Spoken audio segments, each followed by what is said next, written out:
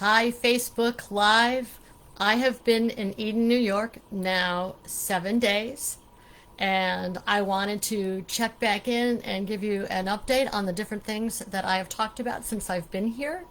But before I do that, I really want to thank all of you that know that we lost our dear dog. And I'm here in town in Eden and not in Denver. And so thank you for your kind wishes and blessings. It's been very hard for the family, like anyone who loses a pet. For many, it's their family member. And so to all of you who understand this, thank you for your blessings. But today, I want to talk about being with my mom and what it's been like as we recognize aging parents. So, what I've talked about before was key learnings on how to, different things of checklists of what we need to do to take care of an aging parent or loved one. And I also shared fond memories of being back in my hometown of Eden, New York. And one of those memories happened this morning. I was taking a shower, and all of a sudden, this rush of cold water came over me because someone was in the kitchen washing dishes. I had forgotten that in this one bathroom home, that when you shower and someone turns on the water somewhere else in the house, that you get a cold shower. And then last night, my mom leaned against the stove and her life alert button triggered, and all of a sudden the house starts going whoop, whoop, whoop. And then we had Command Central of Life Alert talking into this house on wondering if she's okay. It was crazy. And the reason I share those two extremes is that some things stay the same, like the cold shower, and other things change dramatically. And so the lesson on all of this is as much as we think things don't change at all, things are always changing.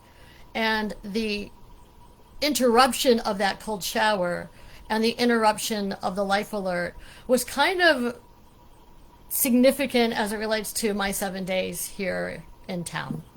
And so one of the things since I've been here, so those are kind of more of the nostalgic things, but I want to share this new idea, and it's not new, but I'm here to help my mom to kind of get the house ready in terms of taking care of some things that she needs to take care of. And so as I look around the house, you notice certain things. And one of the things is my mom has a den or a study, and it has all of her. She used to be a successful realtor back in the day, and I don't think she's probably hasn't worked in 15 years, but that den has stayed relatively the same. And there's a hutch on top of a desk that covers a window. And I looked in this den that hadn't been touched in a while and thought, man, wouldn't it be nice to bring that sunlight into this room and open up this room with fresh air? Well, that was my project yesterday, all day, cleaning out that den and going through papers, getting rid of things that no longer applied, and opening up that window. So the hutch is now in the garage. We got rid of another, it was more of a U-shaped desk, so we got rid of a piece of that that opened up the room. And the ability to open up that window and allow all of that sunshine and fresh air to come in, it was amazing to see my mom walk in. It's kind of one of these kind of things as she walks in, waddles in, and her eyes lit up by the fresh air, the breeze that was coming into that room after probably 20 years, 20 plus years of that being blocked off. So when we think about change, what different things happen or that you need to take a look in your own home that could create a refresh, a rejuvenation? And many of you have already done that probably because of the pandemic, having to create space in your house to work. Now's a great time to really look around and what is serving you, what no longer serves you. Another example is in the kitchen, my mom's cabinets.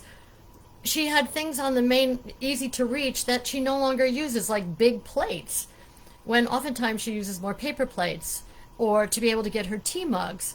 So we arranged the two cabinets that are most used to what she grabs all the time and what she uses, and put the stuff higher up, and also removed things that she no longer uses, like silver. You know, who does that anymore? So think about how all that fits in. Those are some of the things that I noticed in my mom's house that no longer served her anymore. That it's a new story. It's a new living arrangement.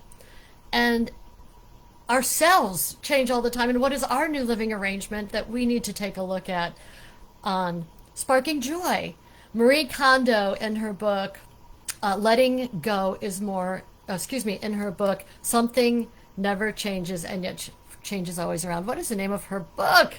Um, it's around tidying up, and I can't remember it. I thought I had it written down, but I don't. And when you tidy up and create joy, your life expands. And so when you put things in order, whether it be things or your life, you're also putting your past in order. And that is just this amazing thing when I think of my mom putting things in order that allows her to put her life more in order. Is what a gift. What a gift we give ourselves when we do that.